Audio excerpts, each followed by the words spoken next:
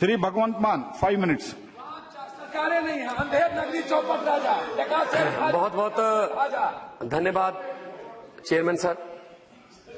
अक्सर क्या होता है कि महामहिम राष्ट्रपति जी अपनी सरकार की पिछले साल की उपलब्धियां बताते हैं, उस पे सेंट्रल हॉल में तालियां बजती हैं, अगले दिन छपता है, इलेक्ट्रॉनिक मीडिया में आता है कि ये कर दिया हमने।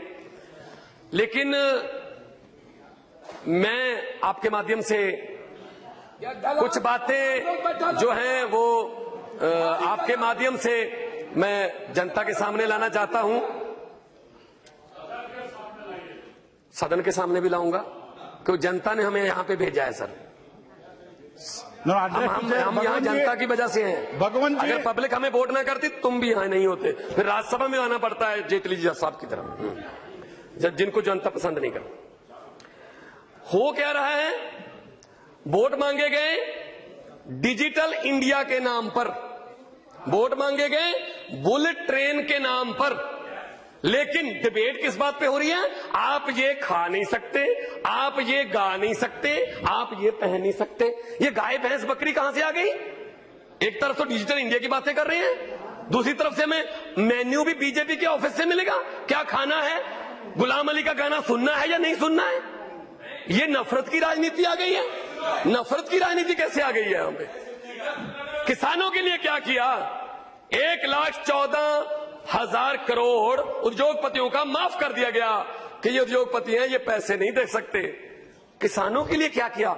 मैं पंजाब से आता हूं, पंजाब में एक छत के नीचे 3-3, 4-4 विधवाएं रहती हैं। 2 बेटे मर गए जी, बाप मर गया, सुसाइड कर लिया। क्यों? फसल बर्बाद हो गई थी, कर्जा था। कितना कर्जा था? 80,000 रुपए। अरे किसानों के लिए तो कुछ सोचिए। स्वामीनाथन की रिपोर्ट कहां गई? स्वामीनाथन की रिपोर्ट प्रधानमंत्री जी ने कहा था इलेक्शन कैंपेन के, स्वामीनाथन की रिपोर्ट को लागू करेंगे, कहां गई वो? कुछ नहीं है। पंजाब का किसान, आपको ताज्जुब होगा कि पंजाब का किसान अपनी बेटी की शादी भी किडनियां बेच बेच के कर रहा है। जो पूरे देश को रोटी खाना खिलाता था वो खुद भूखा सोने पर मजबूर है। आपने कभी पता किया है? अपनी कंस्टिट्यूंसी में देखिए हरसिमरत जी, अपनी कंस्टिट्यूंसी में। Bhagwant please address the chair, you have 5 minutes. हाँ, डोंट वेस्ट। ये हालत हो गई है, और ऊपर से ये दलित विरोधी सरकार है। दलितों को दबाया जा रहा है, गरीबों को दबाया जा रहा है। रोहित वेमुला ने आत्महत्या नहीं की, उसकी हत्या की गई है। जब HRD मिनिस्ट्री 5-5 लेटर लिख रही थी, वो चिट्ठियां नहीं थी, वो रोहित के मौत के वारंट लिख रहे थे। एक इतना युवा, इतना टैलेंटेड हमारा यूथ आत्महत्या करने पर मजबूर कर दिया। उसके ऊपर उसके बाद HRD मिनिस्टर जो है वो बड़े भाषण दे रही हैं, गुस्से में, इमोशन। ये कोई सीरियल थोड़ी है सास भी कभी बहू थी, ये हाउस है, यहाँ पे अपने तरीके से बोलना चाहिए। इसका मतलब ये थोड़ी है कि आप जो भी बोल दोगे वो पास है, उसकी तारीफ हो रही है, वाह वाह वाह वाह वाह वाह। क्या हो रहा है ये? मैं ये कहना चाहता हूं, पाकिस्तान के साथ हमारे संबंध कैसे हैं? क्या बोल रहे थे मोदी जी? एक सिर काटेंगे हम 15 लेके आएंगे। क्या हुआ? वो चाय पी रहे नवाज शरीफ के साथ, उनको अचानक से एक हमारे देश का प्रधानमंत्री, the biggest democracy of the world, उसका प्रधानमंत्री बिना बताए, बिना अपोजिशन को बताए लाहौर में उसका जहाज लैंड कर जाता है। हमें पता चलता अच्छा, अरे ये चाय पी रहे हैं क्योंकि इनके घर पे फंक्शन था, और ऊपर से वो कभी पठानकोट में, कभी दीनानगर में हमले कर रहे हैं। प्लीज क्या हुआ सर?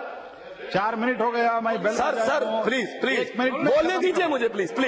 हाँ, और प्रधानमंत्री जी जाते हैं RSS के एक फंक्शन में, वहां कहा जाता है कि ये बहुत ही सच्चे संघ सेवक हैं, और वही RSS का दफ्तर है जिसमें 52 साल से नागपुर में तिरंगा झंडा नहीं फहराया गया। ये जो देशभक्ति के सर्टिफिकेट बांट रहे हैं ना, ये देशभक्ति के जो हमें अब देशभक्ति के सर्टिफिकेट बांट रहे हैं, इन्होंने तिरंगा नहीं फहराया था 52 साल तक। क्यों?